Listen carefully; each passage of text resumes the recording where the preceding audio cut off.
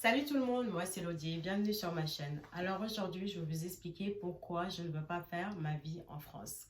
Tout d'abord, quand j'entends le président Macron dire que les femmes africaines, elles font beaucoup trop d'enfants, ça c'est une chose qui m'interpelle et qui me choque.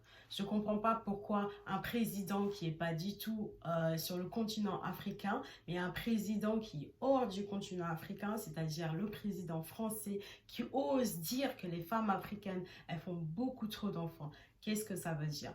Pour moi, c'est tout d'abord, c'est très choquant et ça montre comment l'Occident a toujours le contrôle sur l'Afrique. On repart dans le passé, on repart dans l'époque coloniale et ensuite, bien évidemment, on sait aujourd'hui, entre parenthèses, que la plupart des pays africains, enfin tout le continent africain est indépendant. Une indépendance historique, mais dans les faits, on sait très bien que la plupart des pays africains sont toujours sous l'emprise de l'Occident. Prenons l'exemple de la monnaie.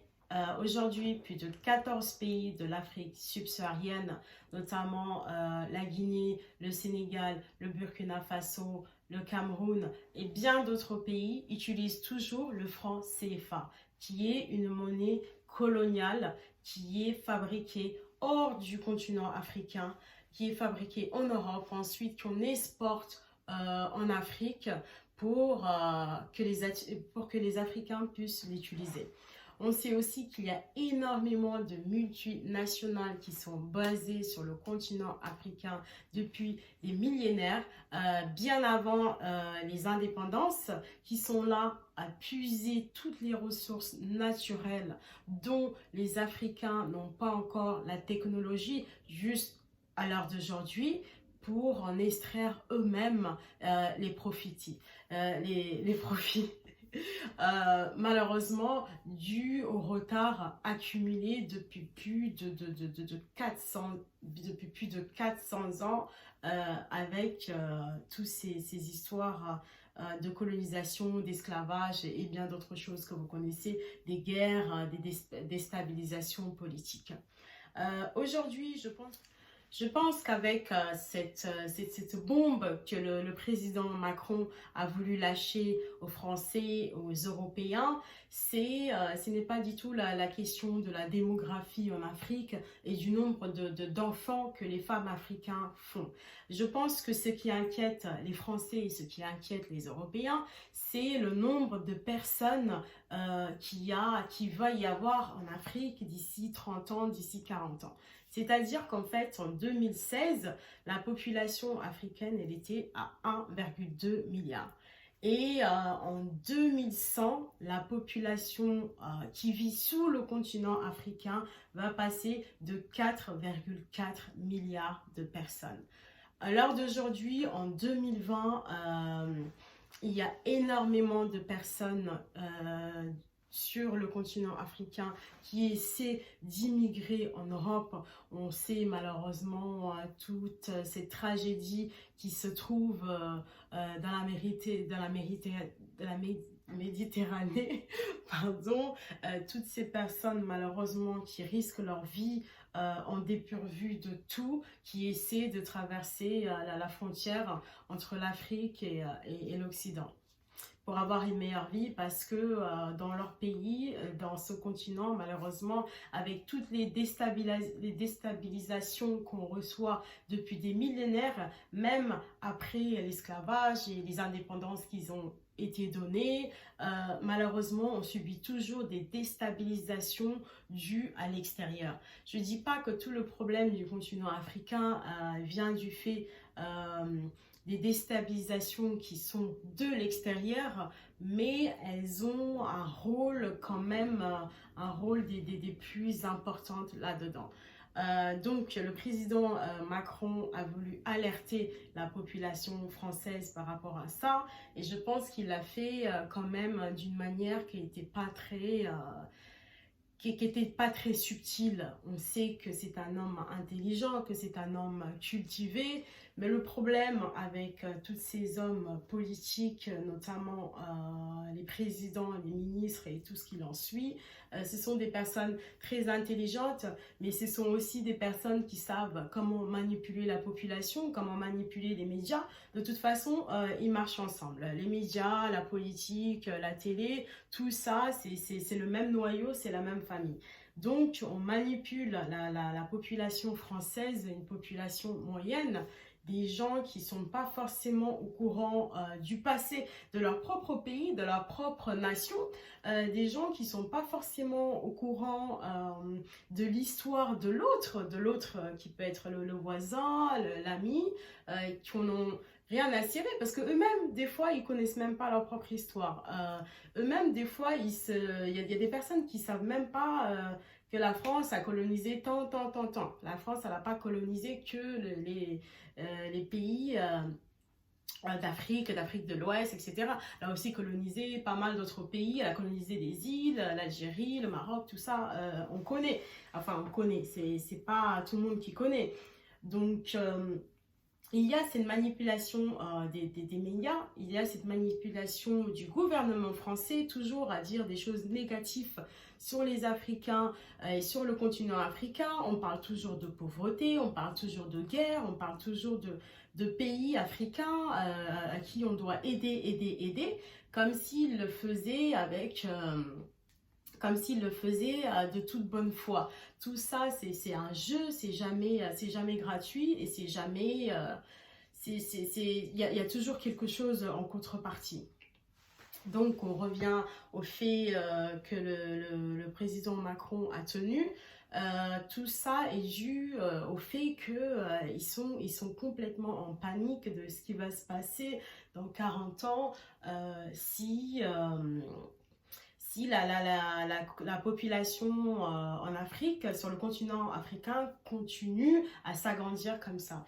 Mais tout d'abord, je tenais à dire que si le gouvernement français, si les Européens sont si préoccupés par la population africaine qui est en décroître, qui devient de plus en plus nombreuse, je dois dire, mais stoppez le game, les gars, stoppez le game, parce que ça fait des millénaires après les indépendances, après l'esclavage, tout ça. Je dois dire qu'en fait, les pays anglo-saxons, ils ont vraiment du mal à lâcher l'affaire, en fait, à lâcher l'emprise sur ce gâteau africain. Ils ont vraiment les crocs dessus, ils ne veulent pas lâcher l'affaire. Aujourd'hui, il y a des gens qui disent que la France-Afrique, c'est fini, c'est une histoire qui est obsolète, mais c'est pas du tout une histoire qui est obsolète. On voit très bien à quel point les Occidentaux ont du mal à sortir leur croc de l'Afrique. Ils ont vraiment l'Afrique dans la peau, c'est comme des vampires et ils veulent pas du tout en sortir les crocs. Je veux dire, toutes ces multinationales qui sont en Afrique depuis des années, tous ces ONG qu'on nous colle au cul et qui servent strictement à rien, parce que on voit la dégradation, parce qu'il y a une dégradation aussi de la vie sur le continent africain, avec tous ces gens qui sont là depuis des millénaires, qui sont censés nous aider à nous développer, mais pas du tout. C'est des gens qui sont là, malheureusement, qui empirent les choses. Ils ont vraiment du mal à lâcher l'affaire. Et ce que veut la jeune génération d'aujourd'hui, des gens comme moi, qui ont grandi en France, je n'ai aucune haine contre les Français. Je suis moi-même française parce que j'ai grandi là-bas, j'ai fait mes études, j'ai travaillé là-bas, j'ai payé les impôts, j'ai payé les taxes, voilà. Mais je ne me vois pas du tout grandir dans une société comme ça où on a toujours l'emprise, on veut toujours contrôler l'autre et on ne veut pas l'indépendance de l'autre et on prétend aider l'autre, on prétend lui tendre la main, lui donner tous les moyens pour qu'il se développe, mais c'est pas du tout vrai. C'est un jeu qui est hypocrite, c'est un jeu qui est vraiment malsain et qui perdure depuis des millénaires, et ça, c'est pas tous les Français qui le comprennent, c'est pas tous les gens qui le comprennent, et malheureusement, la plupart des gens qui n'ont pas l'oreille et qui n'ont pas du tout le sens affûté, ils vont pas comprendre ce game en fait. Ils vont se dire, mais voilà, ces gens, on les a, ok d'accord, on les a colonisés, mais ensuite, voilà, on leur a donné leur indépendance, mais malgré ça, ils n'arrivent pas à s'en sortir. Mais non, mais c'est pas du tout ça, hein. C'est pas du tout ça le jeu, le game, c'est qu'il y a plein de choses qui se passent. La France et tous ces pays occidentaux, ils sont toujours en train de manipuler les pays qui étaient les pays qui étaient des ex-colonies comme des pantins, ils les manipulent à leur guise en fait, ils les manipulent à leur guise, ils ne foutent des présidents qu'on n'a absolument rien à cirer de la population. Tout ce qu'ils veulent, c'est s'enrichir et enrichir leur famille et ensuite mettre le pays dans le pétrin et vendre tous les biens, tous les matières premières, vendre, spolier toute la richesse et toute la beauté de l'Afrique et les laisser au bienfait des Occidentaux. Voilà. Donc moi, par rapport à tout ça, par rapport à tout ce game et aussi aux médias français qui sont toujours là à vraiment ancrer et vraiment entacher l'image des Noirs, des Africains, toujours des choses négatives. À la télé, c'est des guerres. Voilà, c'est des gens qui meurent de faim, qui sont toujours là en train de tendre la main, des enfants qui n'ont pas d'habits, qui n'ont pas de chaussures, plein de boue, des moustiques qui tournent autour. C'est des gens qui demandent de l'aide toujours au gouvernement français, comme si c'était ça la réalité de l'Afrique. Voilà, sans parler voilà, des films qu'on nous montre à la télé, tous ces acteurs qui sont là juste pour amuser la galerie, si c'est pas des voyous, si c'est pas des gens de la cité, si c'est pas des femmes de ménage.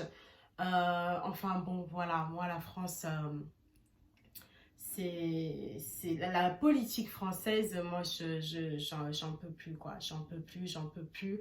C'est une politique de manipulation, c'est une politique qui dit qui veut rassembler les gens, mais c'est pas du tout vrai, c'est une politique qui sépare les gens. D'ailleurs, les Français sont les Français aussi qui sont toujours dans le jugement de l'autre parce qu'ils sont manipulés, ils sont manipulés par les médias, ils sont manipulés dans tous les sens, donc ils sont toujours dans le jugement de l'autre, ils se croient bienfaiteurs, etc. Donc moi, il y a tous ces paramètres qui font que malgré le fait que j'ai grandi en France, malheureusement, si un jour je dois revenir en France, ce serait vraiment par dépit. Euh, Ce serait vraiment par dépit parce que bon, alors j'ai eu des moments extraordinaires en France aussi, je reviens souvent parce que ma famille est toujours là-bas, j'ai toujours mes amis là-bas, mais c'est vrai que je me vois pas du tout avoir des enfants dans ces circonstances et avoir des enfants dans un pays qui est toujours dans la manipulation comme ça. Tu me diras, il y a plein d'autres pays qui sont aussi dans la manipulation, hein. On parle de l'Europe, l'Europe c'est pas que la France, il y a aussi les pays anglo-saxons, il y a les États-Unis, il y a plein de pays qui sont dans le game, mais vu que je fais partie d'un pays anglo-saxon, francophone, et que j'ai grandi en France, j'ai vu le game, et que voilà, moi l'ambiance en France, voilà, c'est pas du tout une ambiance dans laquelle j'ai envie de baigner, j'ai encore envie de baigner. Et d'ailleurs, j'ai envie de dire au président Macron, oui, stoppez le game et arrêtez de faire semblant de dire que les Africains font beaucoup trop d'enfants alors que c'est votre faute. C'est votre faute à vous, c'est votre faute, c'est la faute de l'Union européenne si toutes ces populations, notamment la population africaine, se déplacent et risquent leur vie en Méditerranée pour venir en Europe, comme si l'Europe c'était le paradis. C'est parce que vous et vos gouvernements vous déstabilisez pendant des années, vous créez des conflits, vous manipulez les gens dans tous les sens, que ce soit sur le continent africain, que ce soit sur le continent africain, tout ça pour extraire, vous enrichir, non pas enrichir la population européenne, mais vous enrichir vous, gouvernement, vous enrichir et ensuite venir dire que voilà, les Africains, ils font beaucoup trop d'enfants. Et Vous devez, si vous voulez aider les Africains, vous devez changer la politique de la France. C'est-à-dire dire à toutes ces multinationales qui sont en Afrique, qui ont les crocs en Afrique depuis des millénaires, de faire du business équitable avec les Africains. Non pas de venir les dépouiller, et venir dire que voilà, à la fin on vous lâche des miettes pour fabriquer des écoles et pour fabriquer des routes. Voilà. Et ensuite, vous devez laisser les Africains avoir l'opportunité de créer leurs propres règles. Laissez aux Africains de pouvoir créer leur propre monnaie. En gros, il est temps, là, aujourd'hui, au 21e siècle, en 2020, on est une génération qui veut se débarrasser de la monarchie européenne qui perdure et qui signe sur le continent africain depuis des lustres. On en a marre, on est une génération qui veut... en fait, c'est pas de... On veut... Voilà, malheureusement, on ne veut pas rentrer dans cette... dans des propos assez vulgaires, on ne veut pas vulgariser, on ne veut pas rentrer dans des propos assez violents, mais bon, malheureusement, c'est vrai que il est temps, et ça va se faire parce qu'on est une génération qui est de plus en plus connectée, on est une génération qui est de plus en plus éveillée, et on est une génération qui veut en finir. On veut vraiment une génération qui veut en finir. Et même les personnes qui vivent en Europe, il y a des Européens aussi qui veulent en finir, qui veulent la paix et le bonheur pour tous sur cette terre. On est une génération qui veut l'équité. Peut-être que dans l'autre sens, il n'y en a pas beaucoup parce que vraiment, il y aurait beaucoup de choses à perdre. Mais en tout cas, sur le côté africain, nous, on peut vraiment se débarrasser de l'oligarchie européenne. On n'en peut plus. On veut vraiment s'en débarrasser, et on va y arriver. Donc, Président Macron, la prochaine fois que vous attendrez un sommet pour vous exprimer grâce à la complicité de vos médias, des médias européens, occidentaux et internationaux, pour tenir des propos aussi racistes, des propos aussi dégradantes, aussi néfastes sur les populations africaines. Ayez au moins l'honnêteté d'expliquer et de dire le fondement de vos propos. Parce que c'est pas la première fois qu'on entend des présidents attendre des sommets, des grandes rencontres pour tenir des propos aussi dégradants, des propos qui entachent l'image des Africains à travers le monde. On se souvient de Sarkozy en 2017 à Dakar.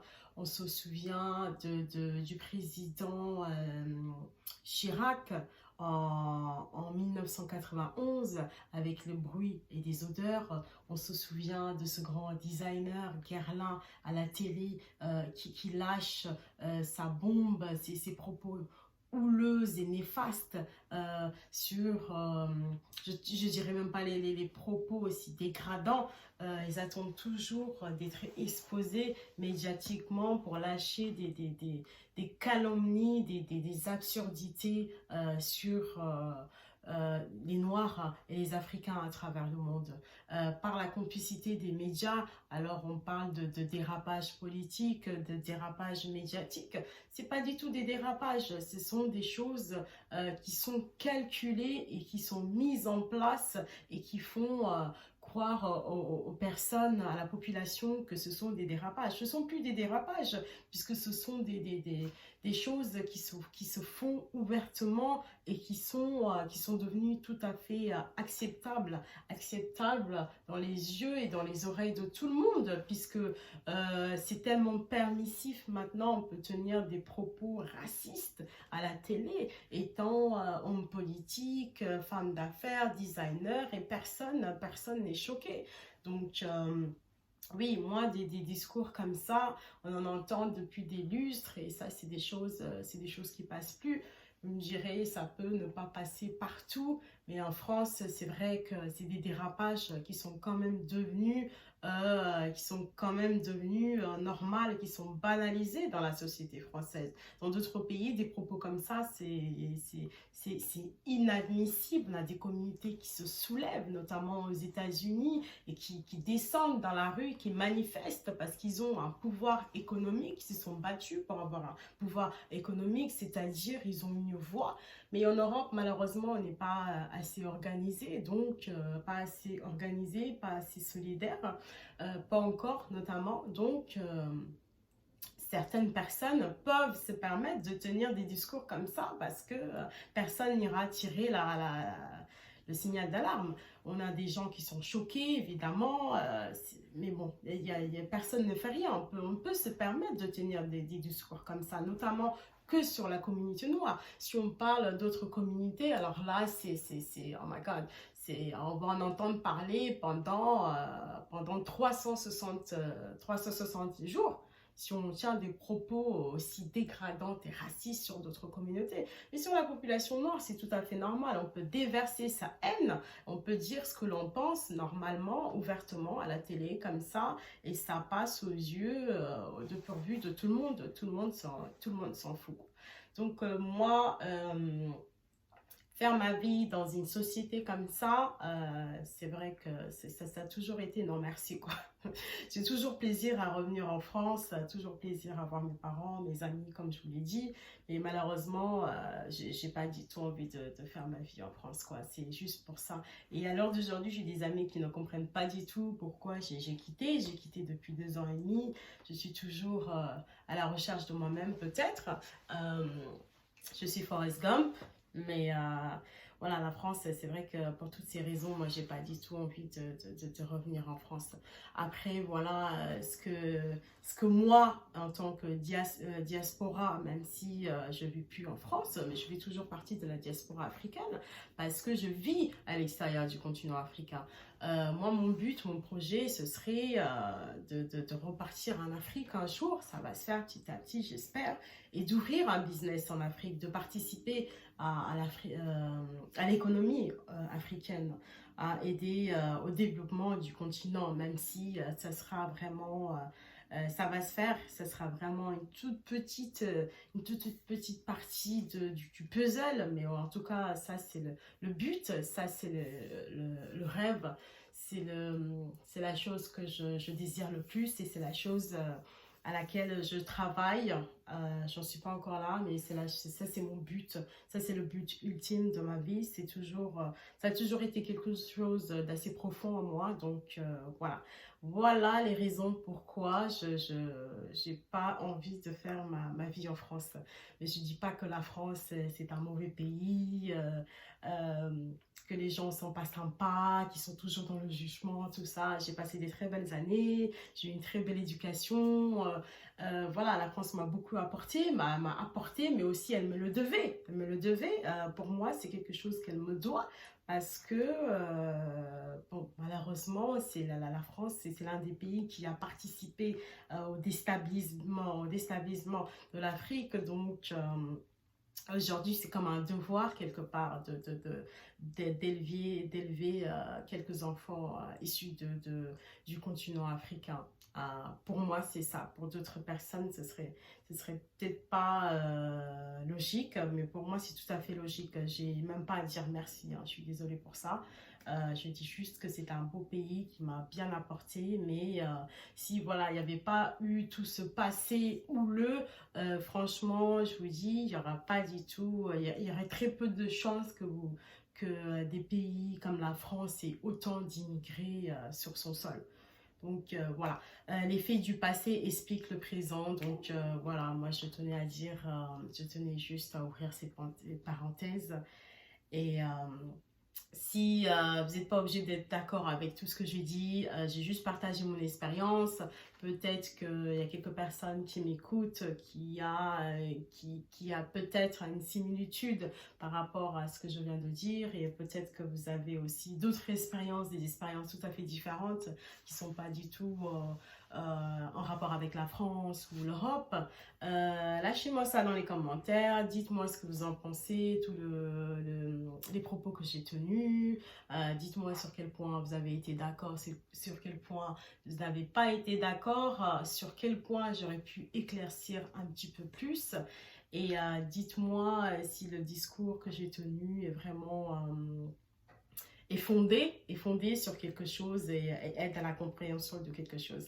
Merci beaucoup de m'avoir écouté. Si tu veux m'écouter, aborder d'autres sujets, n'hésite pas à t'abonner à ma chaîne pour m'encourager à grandir, à développer sur d'autres sujets et à partager avec toi mon expérience de vie. Si tu veux bien m'écouter et si tu prends plaisir à m'écouter. Mets-moi aussi un j'aime si tu as aimé le contenu de cette vidéo. Mets-moi pouce si t'as pas aimé et si tu veux quand même m'écouter la prochaine fois, abonne-toi. Merci beaucoup, à la prochaine, ciao.